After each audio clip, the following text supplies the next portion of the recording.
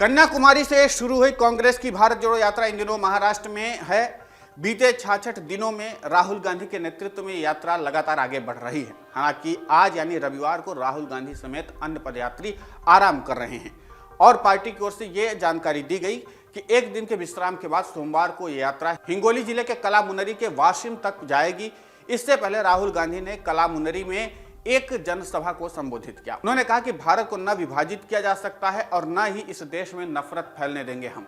इस दौरान उन्होंने वेदांता, फॉक्सकॉन, टाटा एयरबस जैसे मेगा प्रोजेक्ट को गुजरात में स्थानांतरित करने पर भी राज्य और केंद्र की मोदी सरकार पर निशाना साधा।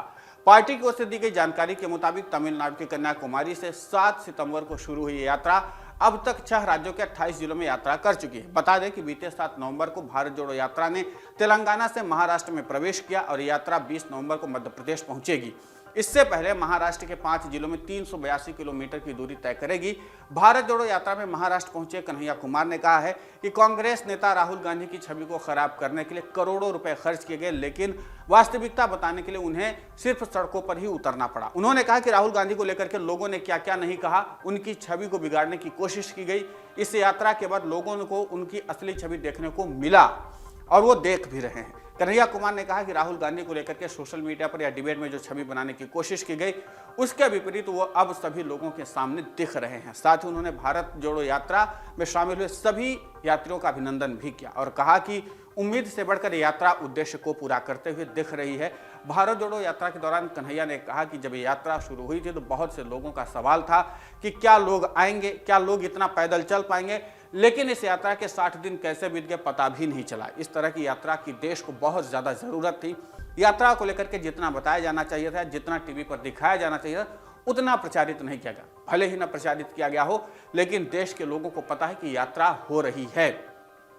कन्हैया कुमार ने कहा कि इस यात्रा के दौरान कई मुद्दों को बताया गया, जिसमें महंगाई, बेरोजगारी, नौकरी जैसे मुद्दे शामिल हैं और अब भारत जोड़ो यात्रा का दूसरा पड़ाव पूरा करना है और इस बार देश की सरकार से जवाब मांगना है।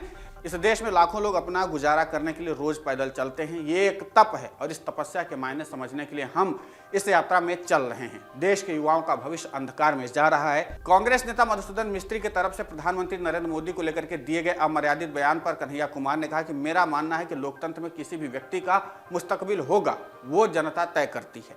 मेरा आग्रह है कि तिल का ताड़ और राई का पहाड़ न बनाया जाए। उन्होंने कहा कि एक अंग्रेजी कहावत है, डू नॉट डिफेंड अनपेंडेबल। मुझे ये मालूम नहीं कि, लेकिन मैं ये बिना मालूम किए पूरे आत्मविश्वास के साथ कह सकता हूं कि अगर मेरे द्वारा कभी भी कोई भी गलत बात कही जाएगी, बिना इफ बट के मैं माफी मांगूंगा। गलत गलत होता है, लेकिन उन्होंने कहा है या नहीं इसकी जानकारी मुझे नहीं। मैं बस इतना कहना चाहता हूं कि गलत सबके लिए गलत है। कुल मिलाकर के यहाँ पर कन्हैया कुमार एक बहुत स्पष्ट भाषा में कांग्रेस के पक्ष को रखा है। कन्हैया कुमार ये बताने की कोशिश कर रहे हैं कि ये पार्टी जमीनी स्तर पर लोगों से जुड़ रही है और जमीनी स्तर से अपने जनाधार को मजबूत कर रही है। कन्हैया कुमार की बात यहीं पर खत्म नहीं होती। कन्हैया कुमार ने जिन बातों को कहा है उसको बहुत गंभीरता से समझने की जरूरत है। कन्हैया कुमार ने इशारों इशारों में इस बात को बता दिया कि जो उनकी विरोधी पार्टियां हैं जिस तरीके से राजनीति कर रही, अब उसको घेरने के लिए ही वो पूरी रणनीति बना रहे हैं। फिलहाल इस रणनीति पर आप लोगों की प्रतिक्रिया क्या है, हमें कमेंट करके जरूर बताएं।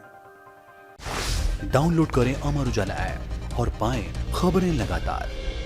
अगर आप ये वीडियो YouTube पर देख रहे हैं तो हमारे चैनल को सब्सक्राइब करें और बेल आइकन को दबाना ना भूलें। अगर आप Facebook पर ये वीडियो देख रहे हैं तो हमारे पेज को लाइक करें।